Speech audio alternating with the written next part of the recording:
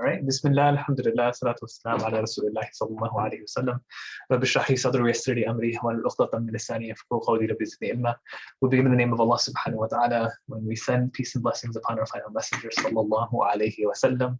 Welcome back everyone to Story Night, our Tuesday night gathering in which this semester we are speaking about the story of Musa alayhi salam as it's recorded in the Quran. Last couple of weeks, we've been discussing what has gone on in Surah Al-Taha, how Allah subhanahu wa ta'ala recounts the story of Musa alayhi salam there. I'm going to go ahead and start sharing my screen.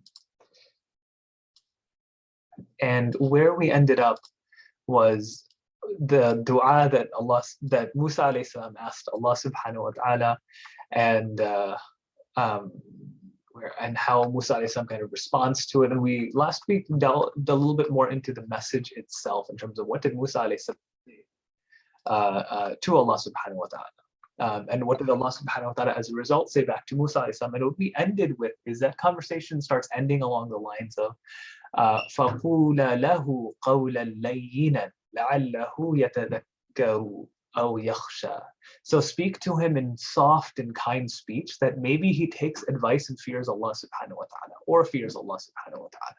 So it's this idea that even though you're going to the killer of babies, which is my favorite title for Fir'aun, killer of babies, and we're going to have a couple of different ways of, as weird as it sounds today, we're going to really introduce the character of Fir'aun. That's, if I was to say a theme of today, it's going to be that. Allah subhanahu wa ta'ala says, even with how evil of a character he is, speak to him words of kindness or words of leniency, layyinan. لَعَلَّهُ يَتَذَكَّرُ, because maybe he will remember something, أَوْ يَخْشَى, or that he will become afraid. Fear is a tactic that's used here, but again, it's not fear out of what? It's not fear out of harshness, it's fear out of kindness. The kind words that you do is maybe going to snap him into some degree of reminder, because he has one of two qualities. Either he is afraid, or he is hasn't remembered. So that's what Allah subhanahu wa ta'ala puts down in terms of the state of Fir'aun, and that's what we got up to last week. And today, Allah subhanahu wa ta'ala then continues that Musa alayhi salam now complains to Allah subhanahu wa ta'ala, saying, قَالَ رَبَّنَا إِنَّنَا نَخَافُ أَن يَفْرُطَ عَلَيْنَا أَوْ أَن يَطْغَى. Allah subhanahu wa ta'ala, Musa alayhi salam says that, O our Lord, we're afraid that he'll hasten to commit excess against us. Or another way to put this is, he's gonna hurt us. Or or he's gonna completely cross the bounds. Meaning, there's two things that they're saying here. Either he's gonna do something terrible to us, or Fir'aun is already known as someone of tughyan. Tughyan would mean oppression, right? Or breaking the bounds of what is appropriate. He's going to go crazy in breaking the bounds. And what are they referring to here?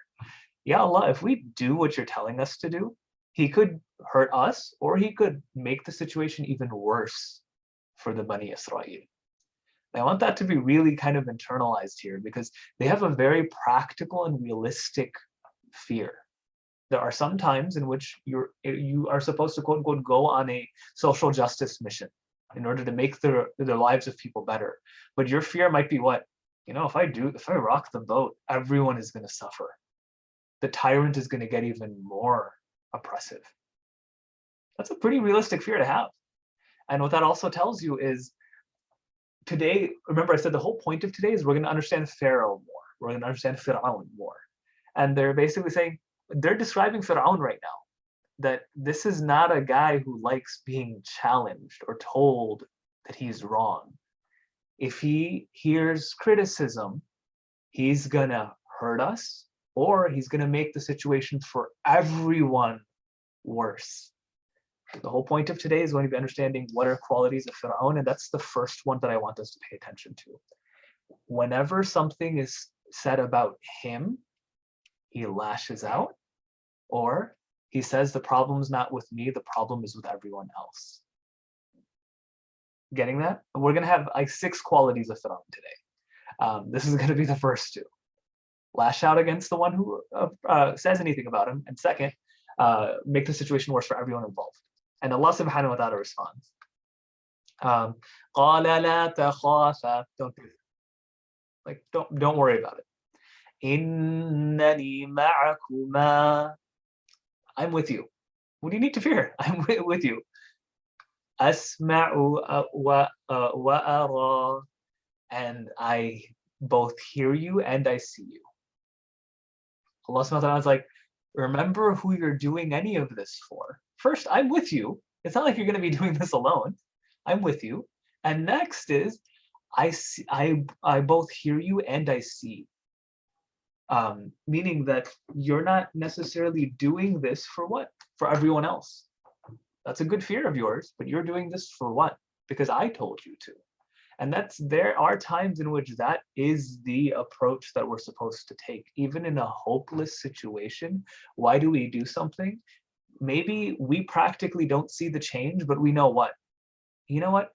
This mission was from Allah subhanahu wa ta'ala, so I'm gonna do my part. What does Allah subhanahu wa ta'ala ask for? Did Allah subhanahu wa ta'ala go say, go free Bani Israel? No. What did Allah subhanahu wa ta'ala task Musa alayhi salam and Harun with? Go talk to Fir'aun. Go speak kind words to him. They're saying there's going to be no point. He's just going to do this. Allah's like, did I tell you to get results? No, right? What did I say? Go speak kind words to him. Isn't that at the end of the day what he's tasked with? I think sometimes we, and hidden in the actual conversation of the complaint of Musa and Harun, Allah could have corrected them and said, I told you just to talk to them. I didn't talk to him. I didn't tell you to free them. They interpret it as that's what's going to happen. Like, I'm with you. Don't be afraid. I'll be there. Allah's holding their hands in that way. And what are you going to say? But that we'll get to in the very next ayah, and we'll talk about how Fir'aun responds to them. Any quick reflections from what we have so far before we make the jump to another surah of the Quran in which I want us to appreciate some more characteristics of Fir'aun?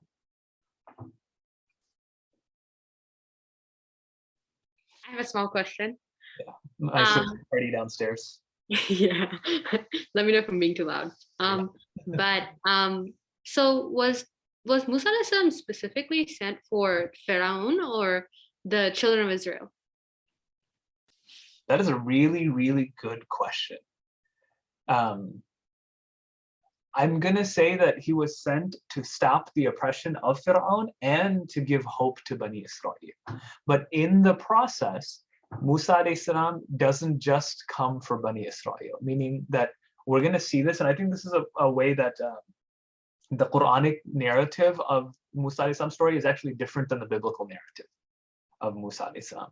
In the biblical narrative, there seems to be this understanding only the chosen people are to be saved. But the Quranic narrative is go remind Pharaoh, meaning that Fir'aun might believe, and by extension, anyone who works for Fir'aun might believe. And we actually see that happening too. I'm foreshadowing a little bit, but in a couple of weeks, we're going to have the magicians of Pharaoh believe. And they're accepted with open arms by Musa alayhi salam, meaning that if there's Egyptians that want to go with and not be a part of this oppression, you are more than welcome to join us. That's a key difference in terms of how the presentation of this takes place. But yes, we could say that he's there for Bani Israel, but Bani Israel is not a genetically limited bunch. It's going to be anyone who is a follower of Israel, of Yaqub alayhi salam's religion. Okay, makes sense. Because like usually prophets are sent to a group of people that are being mischievous, right? In this case, I guess the group of people that I assume was being mischievous is like the Pharaoh and the people that works for him, and not the people of Israel, right? So prophets are sent to remind and to warn, nadhiran wa bashiran, right? So they're actually not just sent to the people who are doing bad. It's those who are doing bad so they can become reminded, and those who weren't doing bad so they can be rewarded. Right, so like it is both, and we have to balance both of those out. That he sent as much for the oppressors as he is for the oppressed. It will be for both. For the oppressors to stop them in their oppression, and for the oppressed to alleviate their oppression. That makes sense. Thank you. Mm-hmm. Oh, is there a significant echo? Okay. I don't know if anybody else hears it, but there is on my end, but I'll stay muted. Is it just from my camera? I don't hear any echo. Okay. Maybe we'll just keep Might just muted. be my end because I'm right here. Yeah, I'll be muted. That could be it. Okay. So with that, that's what Allah subhanahu wa ta'ala commands Musa alayhi salam to do. Don't worry, I'll be with you. We'll jump back into Surah Al-Taha, ayah number 47 in a few minutes. But now I want to characterize who Fir'aun is. And I want to do that in two ways.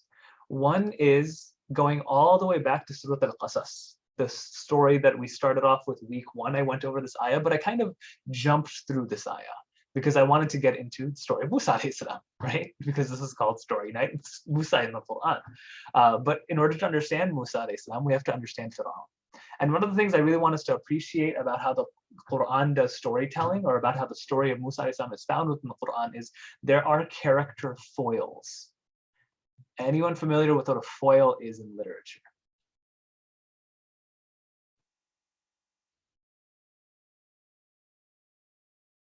Anyone want to tell me what a foil is in literature? I see some hamsters rolling in those wheels.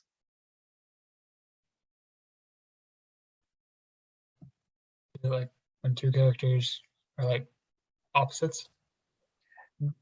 It's close to opposites, but it's two characters that are written in a way to emphasize each other's unique qualities. It's typically a foil. The most obvious way that that's done is when two characters are opposites of each other. In terms of, like, literally Moses and Pharaoh is going to be an example of that. But a foil can also be written in a way in which two characters are actually very similar, except for one key difference. So sometimes you'll have one person who's really a good leader, but they are very poor, and another person who's a really good leader, but they are rich. What are you emphasizing there? You're emphasizing the class difference, even though they have similarities. And sometimes you do the complete opposite characteristics that they have. But a foil is, in a narrative story, specifically written in order to emphasize a certain characteristic about them. Make sense? I'm going to be presenting Fir'aun as a foil of Musa alayhi salam. Because in the story of Musa alayhi salam, especially in how it's told in Surah Al-Qasas, even before Musa alayhi salam is introduced as a character, you have 4 supporting characters of Musa alayhi salam, who Allah subhanahu wa ta'ala through them saves Musa alayhi salam. We'll make the argument that there's 5, because there's even that guy who runs from Egypt and says, Musa, I fear for you. So let's say 5 or 6. There's many characters. You have Musa alayhi salam's mother, you have his sister, you have Fir'aun's wife, you have all these different characters that are brought in. Fir'aun, on the other hand, we're going to have a completely different characteristic of him. In terms of when Allah subhanahu wa ta'ala introduces Fir'aun, he was actually introduced before Musa alayhi salam. Inna Fir'auna ala fil ard. Indeed, Fir'aun is upon the earth. Already you have this characteristic. Musa alayhi salam is a baby. What does a baby always do? Look up, right? Like, I can tell you, I have a toddler at home, a 1-year-old, and my wife and I were talking about this recently. We're like, doesn't his neck hurt? Because he's like knee level to all of us. That's how high he is. So in order to make eye contact with anyone, he has to do this. And it's actually beautiful that he has to do that, because he has to literally look up to everyone around him. And subhanAllah, even in our language, he has to look up with everyone around him. And that's a quality. That's how Allah subhanahu wa ta'ala introduces Musa alayhi salam, is a baby. What does a baby do? Look up. Look up. That's all he does. How does Allah introduce Fir'aun? Inna Fir'auna ala fil ard. He put himself above the earth. Meaning, what's he always doing to people? Looking down. Even in the introduction, Fir'aun is looking down, Musa alayhi salam is looking up. Already like a very, like, and I want us to visually appreciate this, because I think we're so used to doing this in like movies and stuff where we're hit with subliminal, but we don't focus on when Allah subhanahu wa ta'ala does that in the Quran and how characters are introduced. He's looking down, وَجَعَلَ أَهْلَهَا شِيَعًا, and what he does is he divides people completely. He creates situations in which people are divided and the translation in front of me says into subservient groups, right? I want us to also see the foil of Musa alayhi salam and Fir'aun here. In the very hours that were introduced to Musa alayhi salam, you have him and his mother. He floats down a river and gets picked up by who? The opposite, the enemy. And does the enemy hate this other group? No, what does it do? It creates love. The second that this mother from a different class, because she's Egyptian, and she's a queen versus the slave, immediately there's love. Is he creating groups? No, he's actually tearing down groups. And how Musa is introduced, Fir'aun, quite the opposite. What does he do? He creates groups. Not only that, يَسْتَضْعِفُ طَائِفَةً, and he persecutes one of them, minhum, like crazy. He's really bad to one particular group. Musa alayhi salam, quite the opposite here. This one woman is treated very badly, which is the wife of Fir'aun. This one woman is in a very terrible situation. He provides her relief when Fir'aun does what? Provides suffering. يُذَبِّهُ أَبْنَاؤُهُمْ وَيَسْتَحْيِي نِسَاءَهُمْ. He slaughters and kills their sons and leaves their daughters. And leaving their daughters is no act of kindness. If anything, it's like the worst thing that could be done to them. Is he kills the sons literally, he kills the daughters' spirits, is another way of saying this. By making them go through physical torture and all the terrible things that happen that the Quran is alluding to. Versus Musa alayhi salam, what did he do? Within minutes of literally us being introduced to Musa alayhi salam, when he's floating down the river, he provided for his mother and his sister, 2 women, to end up living in the house of Pharaoh, in the most luxurious place ever. And so breaking social class, breaking racial groups, racial divides, people are coming together. Like Musa alayhi salam is literally the stark opposite in terms of how he's introduced to Fir'aun and how Fir'aun is introduced. So want us to keep that in mind. He's looking down on people, separating them into many different groups so that he can control all of them, causing pain and suffering wherever he's going. And Allah, already in describing Musa alayhi salam, he's in a painful situation. He's always looking up to people. He's always empowering people. And he's always bringing people closer together. By what? By coming together to raise a child. By coming together to find happiness finally after a very long time. What are the conversations we could say about Fir'aun? Fir'aun kills babies. The conversation about Musa alayhi salam, قُرَّةَ أَعْيُنٍ لِي وَلَكَ. He's the coolness of my eyes and he's the coolness of yours. It is literally the opposite feelings that you would have to Musa alayhi salam. In another place, Allah subhanahu wa ta'ala, we didn't get into this, but we'll get into it because it'll be in a, actually we did talk about this when we went to Surah Taha. Allah subhanahu wa ta'ala said about Musa alayhi salam that you were made beloved to anyone who saw you. Fir'aun is described as he causes khuf, and we're going to talk about that, takhaf, fear to anyone who saw him or anyone who interacted with him. One promotes love, one promotes fear. Pretty interesting. That is the example of a foil. They are literally, I don't want to say written, but they are complete opposites in terms of what they represent to everyone around them. So that's how Musa and Fir'aun. So that's the one kind of, another one of the major elements that I want us to keep in mind is even when he's put forward, إِنَّهُ كَانَ مِنَ الْمُفْسِدِينَ. Indeed, he is one of the corruptors, and Musa alayhi salam is always described as إِنَّهُ هُوَ مِنَ الْمُحْسِنِينَ. Indeed, he was amongst, so Musa alayhi salam described, muhsin, the one who beautifies or puts things together, the one who does what? That causes fasad. In another place, we're going to have Allah describe Fir'aun as fasiqeen. And we'll talk about what fasiq means in a second. But still, like it's a very unique kind of situation of how Musa alayhi salam is presented and how Fir'aun is presented. And you have to study both in order to really appreciate kind of what's being described with the story or why this is such a timeless story. Because I don't want to say there's as many lessons in the character of Fir'aun as there are in the character of Musa alayhi salam, because that just feels wrong.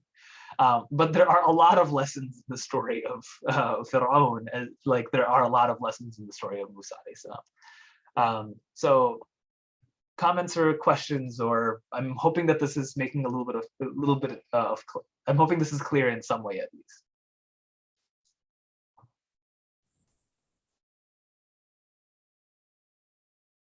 All right, and any comments or questions so far, or reflections?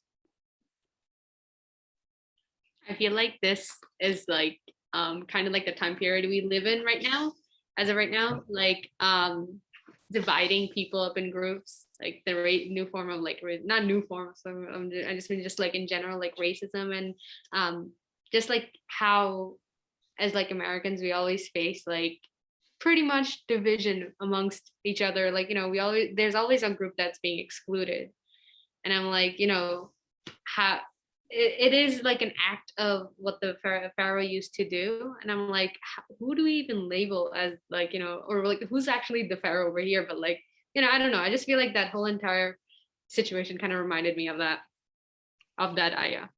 Yeah, the next part of this, we're really going to get into a lot captures the techniques of Fir'aun in just one word, and we'll talk about that in a second. But that's a very astute observation. One of the things one of the questions I want us to ask ourselves today is, in which situations in our lives are we Fir'aun, and in which situations in our lives are we Musa? Because I think that's one of the purposes of the story being found so many different places, is because it's applicable in so many different scenarios. So a question in there, I'm not sure I'm following completely this last part. It was comparing Musa and Fir'aun. It was emphasizing the differences between the qualities Allah mentioned about Musa alayhi salam and how they are direct opposites of the qualities that Allah used to introduce Fir'aun. Is that clear?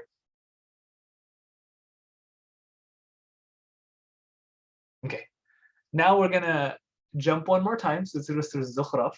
And I don't have well, anyway, we're gonna jump to this area of the Quran in which Allah subhanahu wa ta'ala characterizes a couple of other qualities of Fir'aun. I am jumping ahead in the story a little bit, but I want us to just keep following through, because we're trying to characterize Fir'aun right now, because I want us to have a full appreciation of who Fir'aun is before getting into a conversation about what does Musa alayhi salam and Fir'aun, when they both interact with each other, what are both of them walking in with? So that's why I'm laying the groundwork in terms of who is Fir'aun.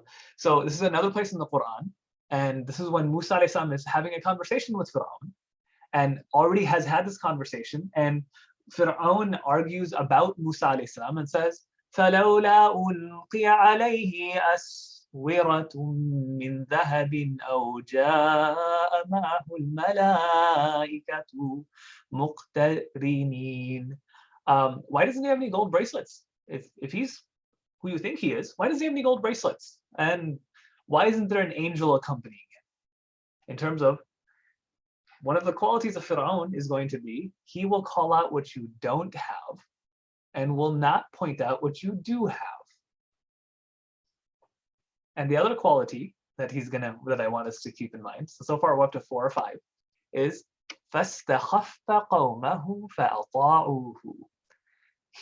I'm not going to translate this the way it's translated right now. I know in this says he moved his people to accept and to obey him. Not a bad translation. I actually like Abdul Hadim's translation a little bit. Or thus he persuaded his people to make light of, and I'm going to take out Moses. He made his people feel worthless, not worthless in terms of like one word, but worth less, lighter, so they obeyed him. And they were a people who were fasiqun. They were a people who were constantly trying to get more, or a people who were constantly looking out for themselves. I actually like the translation, lo, they were a wanton folk, more, because wantonness actually does express this in a very much more direct way than the idea of them being a perverse people. So in order for us to understand this, I want us to first have a conversation with ourselves of, we're all rulers of some dominion. We are. I'm not saying we're all Fir'aun, not trying to make that argument just yet. Though we all have the potential of being Fir'aun, but we all do have some degree of rulership. There's a hadith of the Prophet ﷺ that says, "Kullukum ra'i," that all of you are shepherds. And the companions of the Prophet ﷺ are like, who am I the shepherd of? Like, I don't run any, like, no one listens to me. And the Prophet ﷺ goes, of your families. And then one of the companions complained, yeah, I don't have a family. Or maybe he was like me, the youngest of his family. It's like, yeah, I'm on the bottom of the totem pole. Like, it goes my family members, the house cat, the house bird, and then me. So I really don't run anyone. This is not the narration from the Prophet ﷺ. I'm just assuming one of them said, there's no one who listens to me. And the Prophet ﷺ then said, aren't you the ruler of your two hands, of your two lips, of your two ears? Saying that even in terms of as an individual, you are at the end of the day in charge in some capacity. And even more so, I want us to think more than just, of course, just ourselves. We are given authority or given rulership over something. Allah subhanahu wa ta'ala blesses each of us with that. Whether that's at a social level, whether that's at an emotional level, whether that's at a within your family, within a certain group of people, for someone, you have been given dominion, or you have the potential of being given dominion. The question that has to be asked is, are we given dominion the way Fir'aun got it, or are we given it the way that Musa alayhi salam is going to get it? Musa alayhi salam is going to be handed respect, and that's his legacy so far, is he's given it by other people around him, versus Fir'aun took it. Huwa ala al-ard. He's what? He's above people. He keeps looking down on people, and he's trying to divide. Because if people have less, I have more. That's Fir'aun's kind of perspective. Musa alayhi salam's perspective is, generally speaking, what? He's always looking up to people, and people give him love. People give him attention. He goes out of his way to be at the service of others, from what we've had so far in the story. He literally pretends to be a normal person, even though he's a prince of Egypt, to try to go out and help people. That's Musa alayhi salam. Versus Fir'aun, got to make everyone know at all times. Fir'aun, we're going to have him recognized in this. As soon as someone even says something along the lines of there's such thing as Allah, I'm the only Lord I know. Like, he can't even handle someone saying that, hypothetically. He has to immediately interject, I'm the only Lord I know. Fir'aun's going to have a bunch of crimes associated with it. He's going to have crimes against Allah subhanahu wa ta'ala and crimes against the people. What's going to be called out in the Quran is going to be both, but I want us to pay right now more characteristic to the crimes he has against people. And one of those is that he فَاسْتَخَفَّ قَوْمَهُ. He made his people feel light.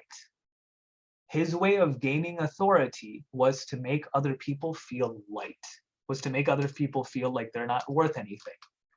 And that's what I want to spend a little bit of time on. And I see there's a question, Nahla, that's on there. I'll get to that question in just a few minutes, because I think it's very important.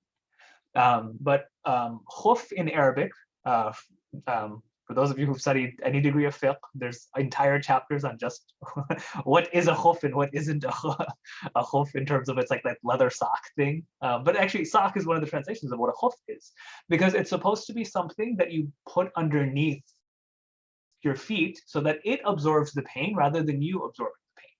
Meaning that it's kind of like what shoes do, right? It's kind of like what socks do, is you put them on so that your feet don't directly touch the ground, so it's a little bit more comfortable.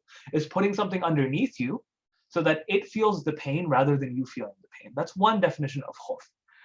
Another one will be to completely make something else fall in line, will be istakhaffa. You've caused it to be subservient, is in that way. And Fir'aun would do this like crazy. He would demand that other people submit to him. In which way? How would he do that? Combine both meanings. By making them feel less. He wants to make himself the foot so that you're the sock.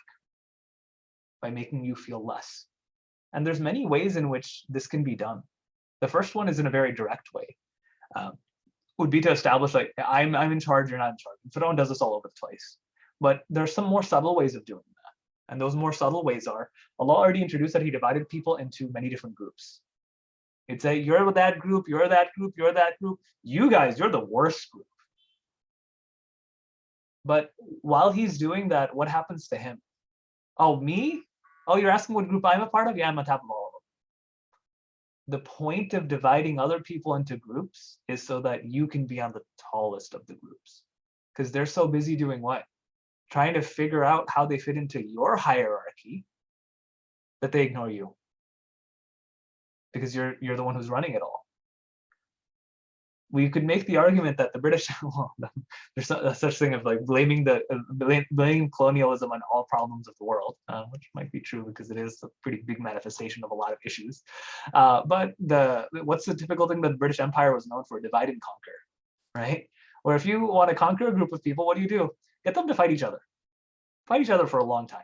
Like talk about slight differences between them.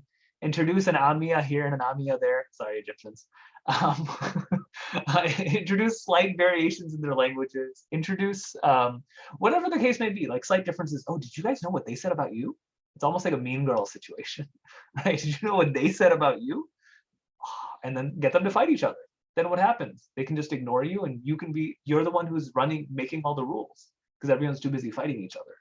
That would be a very Pharaoh thing to do, which is divide people into groups. That will be one of the ways that it's done. Another way that it's done is by making people feel worth less. By literally making them khafif in Arabic is the opposite of thaqil. Thaqil is heavy, khafif is light. That's also where khuffa comes from, because it's generally something light that you want with you because it's under your foot. But it's to make someone feel light, meaning that someone has a certain amount of self-worth. Someone has some dignity. Someone has some respect, and you start wearing away at it. You start making something that people feel like even their intellectual pursuits are worthless, that their hopes are worthless. And of course, Fir'aun is the master of this. Why? He kills babies. Parents might sometimes feel like what? Maybe they didn't accomplish anything in life. But if you kill their kids, that's taking away the hope of their future. That's how a people gets oppressed. Don't want to make a lot of commentary, but I will make this. There's a reason that when we hear about young Black men being killed, the reason that hurts so much and should hurt so much, because that's a version of he killed their men and left their women alive. That makes the lives of course, the whole Black community, but more specifically, Black mothers, Black sisters, that much more difficult when their men keep getting killed unjustly. That in itself is a tragedy, but the amount of hope that it takes away from a community and the amount of burden it does on those who lost, it's almost as if those who were lost actually suffered less than the ones who, and of course they suffered because it's terrible. A loss of a life is a loss of a life, but on the other end, it also makes those who are still alive suffer that much. That's what a system of Fir'aun does. Will be kind of found within this as well. But he would, another way that it's done is by making people feel like they can't do anything. That like, oh, you're never going to accomplish much anyway. That's how you maintain your authorities, by making other people feel like they can't do anything. You'll never amount to much. And sometimes this is done at a familial level where someone has a goal or an aspiration, right? They want to do something with their life. And then someone who has authority doesn't give them any sense of hope. Makes them feel like, what are you going to do? Oh, that's cute. And sometimes it's done directly by actually demeaning someone, and other times it's done in a subtle way of like, you'll get over it. You're just going through a phase right now. Your true colors will show eventually. That type of thing. That's also making someone feel light. I have this happen quite frequently where someone will come up to me and I'm not saying that they are a victim of a systemic oppression. Well, I kind of am. But they'll come up to me and they'll say something along the lines of like, my question is probably really stupid, but could I just ask you this one thing? And I'll have to say that, like, who told you that your question is stupid? It makes it seem like there's been a whole system that said that this knowledge isn't necessarily for you because you're made to feel that you're asking a question is the epitome of how you learn things, but for some reason you're not allowed to do it. So that's the first thing that usually needs to be corrected. It's like, Probably not a stupid question. It's probably the most natural thing you can do. And I'm proud of you for asking it, because that shows that you have some sort of passion or drive towards this. That means you're talented towards this subject, not the other way around. So again, it's this whole thing of like, you were made to feel light. Someone made you feel light in that way. Of this happens over and over again. And the question I want us to ask ourselves is, Allah emphasizes this quality. That's how he controlled people. Fir'aun, one of the things we can say that he's synonymous with is this idea of power dynamics. He is a master of getting his way or keeping things exactly as they are. Because when you really think about it, he has to be a master of this, because power, does anyone want to be under the foot of someone else? No, of course not. So he has to keep doing what he can, because people by their definition rebel. Fir'aun, what he's mastered, he is an evil genius. What he's mastered is how to keep people feeling light. So that what? فَأَطَاعُهُ, so that they continue to keep listening to him. So that he continues to have power. That is at the end of the day, so that they obey him. Because if he loses the ability of making you feel light, they're all going to realize what? Why do we even care what Fir'aun says? Why would we allow him to continue oppressing us in this way? If people realize that they're worth a little bit more. So that's another way that it's done, is to make someone feel like they are worthless. And another way to make this happen is to make people feel so confused. I remember when I was studying this ayah with a teacher of mine, he had pulled out a tafsir in which there were 5 or 6 different definitions of this. And one of the examples was, you confuse someone like crazy of how they're supposed to feel. So you sometimes are really nice to them, and then randomly are a jerk to them. And then you're really nice to them, and then you're a jerk to them. It would almost be the idea of like a Stockholm syndrome situation, where like you're actually really rough to them, but they're just in that one moment. And unfortunately, sometimes people who gaslight do this. That like they're abusive in a relationship, but they know just the right words to say in order to keep you there a little bit longer. Like, they'll give you just enough in the most opportune emotional moment to keep you coming back. There's like songs and stuff written about this, of like women who are in abusive relationships. And then it's like, but he knows just right to say what to say, in terms of he plays the right song in that moment, and says the exact words, like uses some sort of emotional appeal to keep you. Even though at the end of the day, everyone knows this is a bad relationship.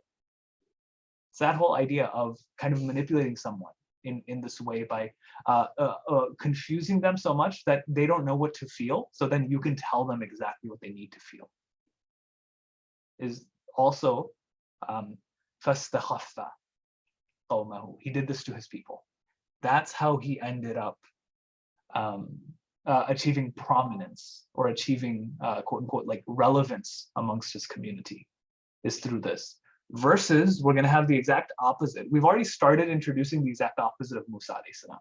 Musa alayhi salam, he's actually been through an emotional roller coaster already, to the point that we've gotten him before he talks to Allah subhanahu wa ta'ala, right?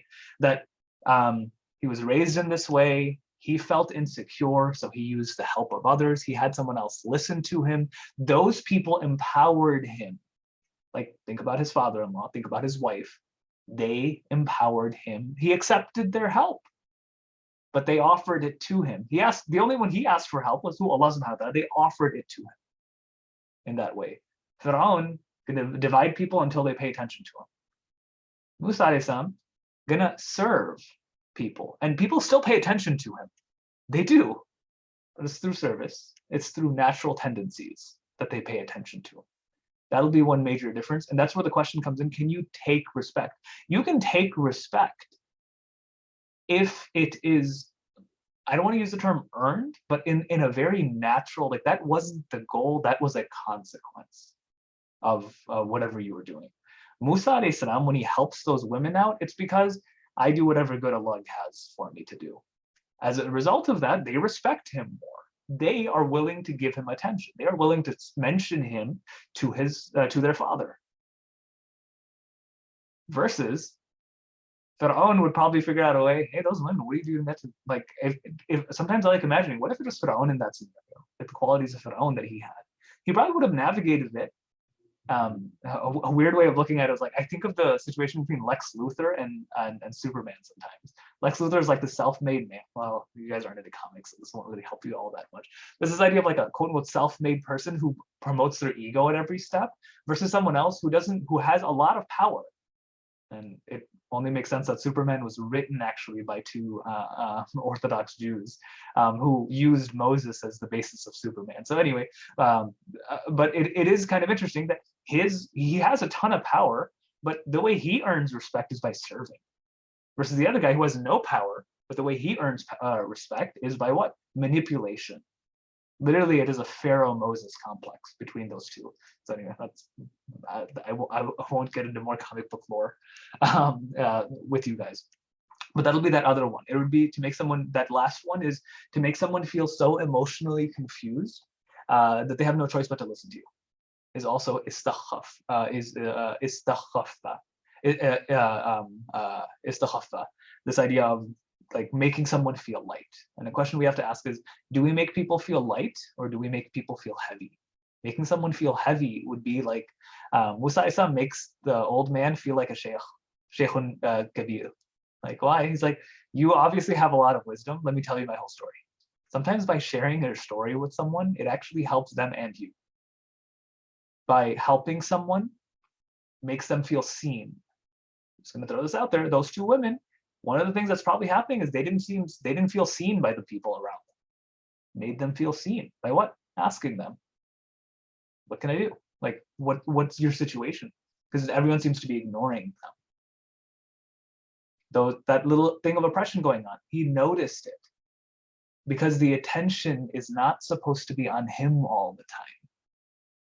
He's actually pointing out the situation of others. Fir'aun is, everyone look at me. Everyone look at me. Everyone look at me. I will literally stand above everyone. Look at me. Look at me. Literally the pyramids that were built, look at me. Right? Like it's one person at the top. Versus we have, in our tradition, we always have a tree-like structure. Like it's empowering. What does the tree do? The one thing at the top? Well, I guess a pine tree is, but that's usually not the type of tree you think of. It's this idea of like we all raise as a result. You give your attention to the people around you. I've been talking for a long time. What do you guys think about what's been said? I have like a question. I was gonna type it, but I don't know like how to type it. It's kind of long, not long, but like you earlier you said that we all have like qualities of, what was it that you said, like qualities of Firaun, but like you said that we control like our body is what essentially you said, but how is, I don't understand the comparison, how that's on the same level comparing to, like, you know what I mean? I think so. What I meant by that is that I think everyone has a need sometimes to be noticed. Everyone has a need to act and react to whatever scenario we find ourselves in. And typically that can lead to a degree of, like, you have some degree of power that you walk into any scenario with. And you get to decide whether you're going to utilize that in order to gift it to the people around you, or to use it to acquire more of it. These are the two archetypes that are found here. There's Musa alayhi salam, whose example of it, literally from childhood, is if he's going to be in the palace, he takes his mother and his sister with him. Fir'aun takes from others and keeps just for himself.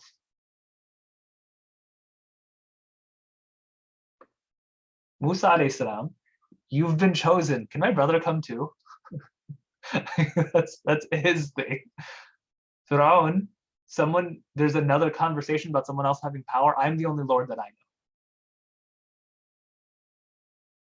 I'm trying to really emphasize those differences. Does that make sense, Ada? Yeah, they're right. I get it. Like when you're comparing the qualities, not like the direct like comparison of, I get it though. Yeah. And what I mean by that also is when you're given any degree of authority, are you using it to empower others or are you using it to empower yourself is also what I'm very much so kind of alluding to.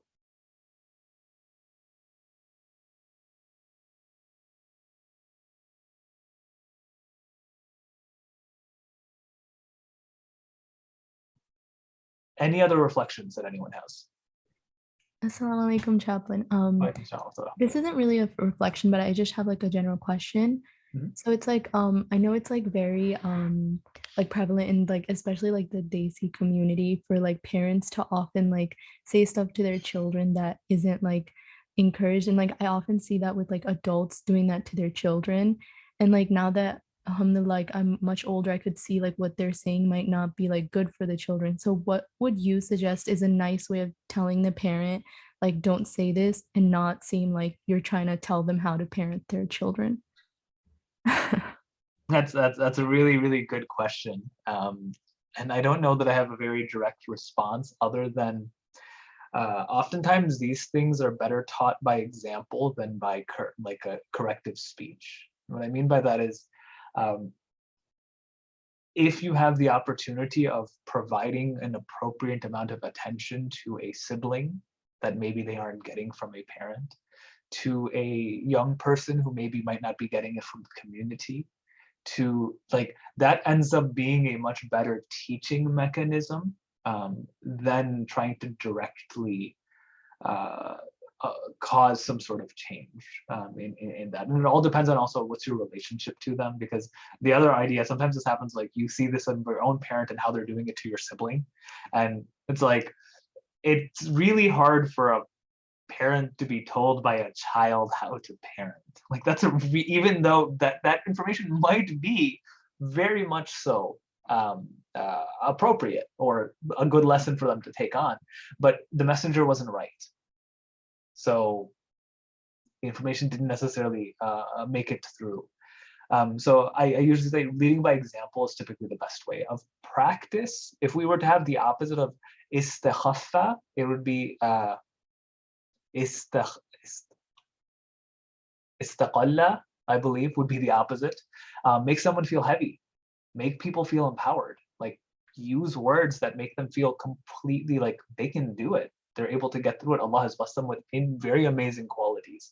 Oh, actually, the correct word I can use is Allah subhanahu wa ta'ala uses astakhiruka to Musa alayhi salam. I have chosen you for your unique qualities.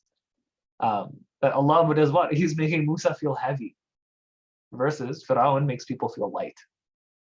So I would say that's probably the best technique that can be used. And I know that doesn't apply to every scenario, especially when we're talking about elders, but with whatever power you're given, and sometimes it could mean to make the parent feel empowered as well, or make the authority figure feel empowered because they feel like they have to take it. So I think that is sometimes a strategy as well, that when you voluntarily give it, the person doesn't have to clench down as much. Sometimes the analogy is used of like if someone's afraid of losing something, they tighten their grip. But if they realize they don't have to tighten their grip, they will actually loosen up because maybe they are not getting attention in some very real way. So maybe by giving them voluntarily attention might actually be the way to prevent them from causing this to other people. That makes sense. Thank you. It is 7:03. Any other reflections or questions before we conclude for today?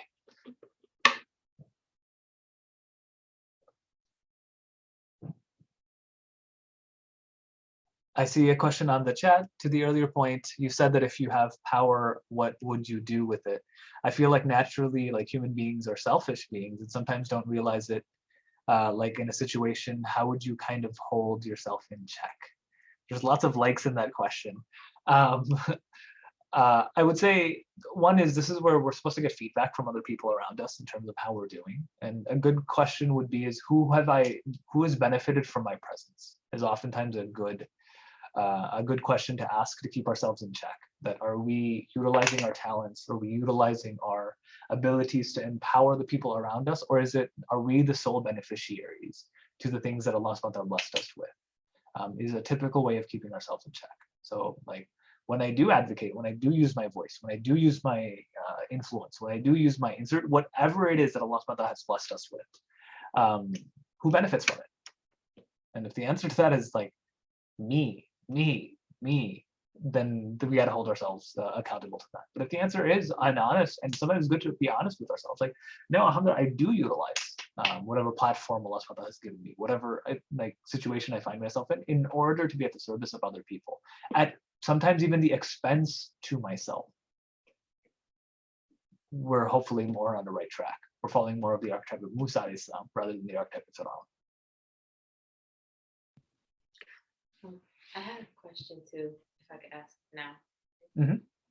So you know how you were talking about Firaun used to like he would belittle people, and that's the tactic he used to get them to like listen to him. How would we recognize and deal with people like that? Like how do we actually like deal with it? Because it happens all the time. And sometimes I'm like flustered when I'm in a situation like that, and I don't really know what to do sometimes. Yeah, I could have taken this conversation in another way. What I wanted us to do is think about moments where we might inadvertently do this to others. But the question does become, what if I'm in a situation where someone's doing that to me, or I'm in a situation where someone's doing that to someone else? What do I do? And that's a good question. The answer is going to be kind of what Allah subhanahu wa ta'ala tells Musa alayhi salam to do, which is the point of probably the rest of the story that we're about to have, of make people aware that they are not the cause of change. They are not the cause of power in a given society. And that's exactly what Allah subhanahu wa ta'ala does to Fir'aun. Right? First telling him kindly, and we're about to get to that in next week's lesson. Literally, like that question leads perfectly into what Allah subhanahu wa ta'ala tells Musa alayhi salam to do to Bani Israel. Go to him and say, we are the messengers of Allah, let the children of Israel go with us, do not torment them. We have come to you. So it's about protection. You become a source of protection for them, is quite literally what the next step would become. You advocate for their rights. So that is where this would be going. Of if you do see someone doing that, you make them realize that, hey, they are being oppressed, and try to empower them becomes what's next. And sometimes that means to literally, the story of Musa alayhi salam is a layman, quote unquote, even though I would never call Musa alayhi salam a layman, but for what Fir'aun thinks of him, a lowly person confronting a powerful person. Sometimes that needs to happen. And we're going to see in the surah how that happens. So that's, I don't want to leave this on a cliffhanger, like do it this way, but it's this idea, first remind, because that's what Allah subhanahu wa ta'ala told Musa alayhi salam to do, to give him words of kindness. If that doesn't work, then point out the oppression that's going on. How does Allah subhanahu wa ta'ala do that? By empowering Bani Israel. Musa alayhi salam spends years with Bani Israel before the quote unquote going nuclear option. This isn't let them go, and if you don't let them go, we're leaving. There's literally a decade of Musa alayhi salam spending with Bani Israel to get them ready to empower themselves. Once you're empowered enough, then you'll be strong enough to walk with me to leave your oppressor. So I would say the same thing happens here. Empower people to the point until they're able to make the choice for themselves on what they're going to do about their scenario.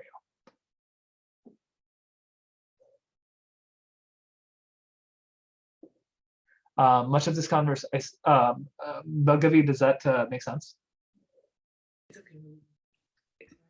Wait, oh, that wasn't me. That was Aniba. Oh, that wasn't you. Yeah, sorry. I thought that was you. Sorry. I just wanted to say Jazakallah for the question, for answering the question. Yeah, kuyak. Jazakallah khairan. My apologies. I saw the little yellow thing bounce around. With Nahla's question will be the last one, inshallah, and then we'll conclude for this week. Much of this conversation has been about the person in power or place of influence. Do we get to a part about the influence? Because I believe most of us are usually in the later position given our age. So do we get that perspective soon? Yeah, that's going to be majority of the surah. This is going to be the situation Musa alayhi salam finds himself in. Is majority of the conversation about what the Bani Israel, how they have to respond. So that will be there. But I will challenge that position just a bit, Nahda. And the reason I'll challenge that position is I know many times we feel like we are, and to be fair, many of us are in that situation where we're the one being influenced and we're in all of these systems of power. But power is more complex than like have and have nots. And I've seen this many times when I will have parents come to me and open up about how they feel powerless in front of their 13-year-old child. And in all objective positions, I'm like, what do you mean that you feel powerless in front of your 13-year-old doesn't make any decisions, right? Like when you think about an average 13-year-old, what decisions do they make? Their parents make most of their decisions for them. But they're like, because they're so emotionally invested in their child's approval, that's what they're trying to go for every single time. And their child's approval runs everything for them. So in a way, they feel oppressed by their child. Their child has a great degree of power that they don't really know about. And if the child had given them that, they wouldn't have been so restrictive with their policies. They wouldn't have done things that their child would describe as being oppressive towards them. So sometimes we have to think about these positions that we find ourselves in with a bit more kind of nuance. And that's why I say that there's lessons in how to avoid being Fir'aun, and there's lessons in trying to be Musa. Both of them are relevant at every single moment, because even in a position where you feel yourself to be quote unquote powerless, there is someone that you have some degree of authority over. And sometimes it even comes down to ourselves personally, that there are parts of ourselves that we might be oppressing. And we have to recognize, am I doing that? Or am I actually allowing it, like the hadith of the Prophet, your two hands, your two eyes, your two lips, like, aren't you in charge of them? And there are times where we have to be like, have I been like working on my speech at the expense of how I feel? Have I been doing this at the expense of this? Those are also moments of us to realize, am I doing istighafa? Am I actually causing them to feel lighter than they actually deserve?